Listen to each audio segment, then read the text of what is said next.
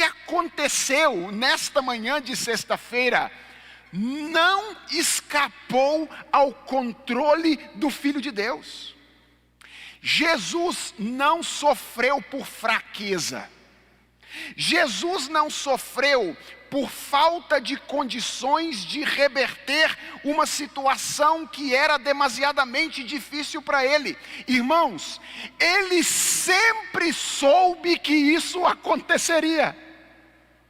Lembra daquele texto que eu mencionei ontem, de Marcos capítulo 10, a partir do verso de número 33, quando Jesus Cristo começa a contar para os discípulos aquilo que haveria de acontecer com ele em Jerusalém?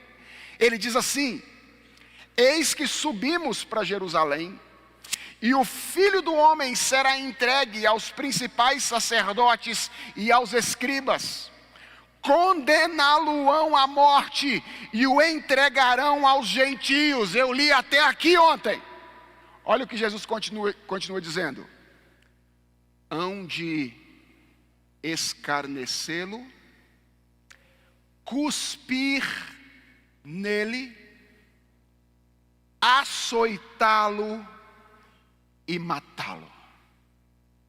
Mas depois de 3 dias, ele ressuscitará. Jesus sempre soube que isso haveria de acontecer com ele. E ele tinha plena condição de não permitir que elas acontecessem se ele quisesse e dependesse exclusivamente do seu poder. Você se lembra do que aconteceu no Getsêmani? Quando Jesus estava para ser preso e Pedro puxou a espada com a finalidade de defendê-lo. Vocês se lembram o que Jesus Cristo disse para Pedro naquela ocasião?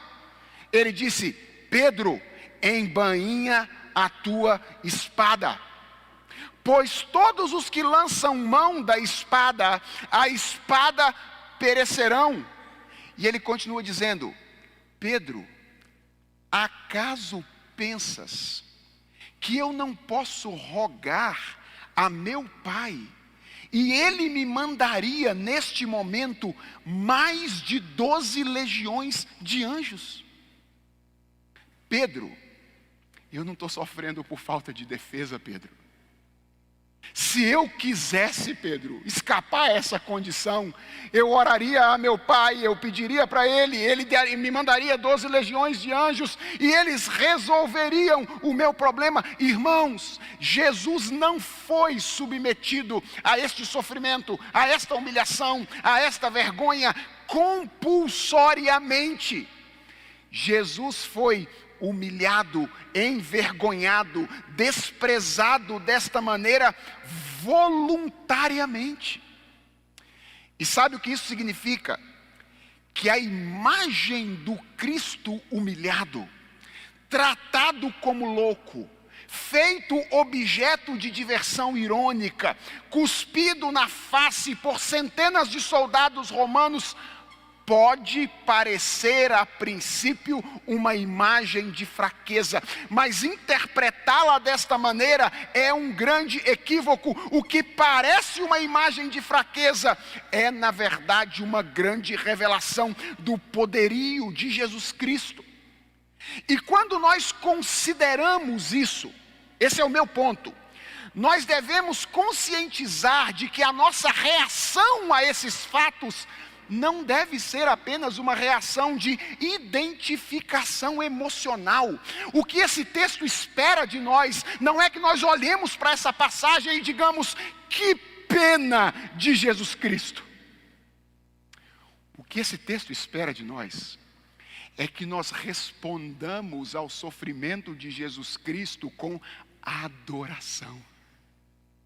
Esse texto não foi escrito para que você sentisse pena de Jesus.